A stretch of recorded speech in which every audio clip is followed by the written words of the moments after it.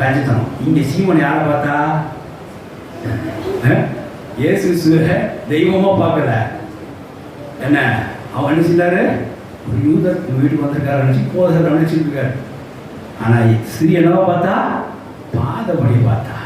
இது தேவனோட பாதபடி அல்லவா, பூமி அவருக்கு பாதபடி அல்லவா, அவருக்கு எண்ணெய் நிறைய ஊற்றுவேன், நல்ல பிரயாசம் பண்ணுவேன் அப்படின்ட்டு ஊத்துனா பாவங்க மன்னிக்கப்படுது.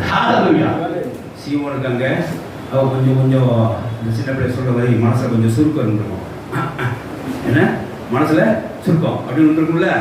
என்னது 3 பேர் கத்த கவுண்டர் கொடுத்துட்டார். நீ எனக்கு செய்யவில்லை, அவ பாவம் மன்னிக்க, உன் பாவம் மன்னிச்சல மன்னிக்கப்படுறது ஒரு சுருக்கம் அவருக்கு கொடுத்துருக்கும்.